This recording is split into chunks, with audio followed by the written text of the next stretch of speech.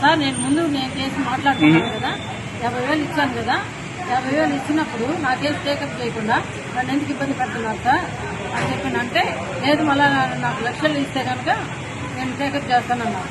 మళ్ళీ ₹1,00,000 తీసుకున్నారండి. ₹1,00,000 తీసుకొని సరే టేకప్ చేస్తానన్నారు. కానీ మళ్ళీ నెలలు జరుగుతూనే ఉన్నాయి. ప్రతి నెల నేను నా భర్త వస్తూనే కేసు విషయం అడుగుతూనే ఉన్నాం. కానీ శ్రావణ్ గారు ఏమి సమాధానం ఇవ్వట్లేదు. ఆ కేసు విషయం అయితే అసలు రావద్దంటున్నారు. నా దగ్గర డబ్బులు తీసుకొని 50,000 ఫోన్ పే చేసుకుని ₹1,00,000 డబ్బులు తీసుకొని నా కేసు టేకప్ చేయమని డాక్టర్లతో కుమ్మక్క అయిపోతే నాకు ఎంత బాధగా ఉంటుందండి. జడ శ్రావణ్ గారు చేసినంత మోసం అండి. న్యాయమే జరగలేదు. న్యాయం చేస్తానని అన్యాయమే చేశారు. న్యాయం అనే మాట లేదు అతని దగ్గర. పేరుకు మాత్రం అంటాడే కానీ అది న్యాయమే లేదు.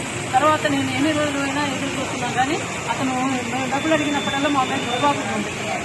అతను సెక్యూరిటీ గార్డ్స్ కానీ వాళ్ళ దగ్గర ఉండే వాళ్ళు కానీ స్టాఫ్ కానీ వాళ్ళు లోపలికి సరేనని ఇంకా మా కేసు కాకపోయినా పర్లేదు సార్, ఎన్ఓసీ అన్నా ఇవ్వు అని అడిగాను.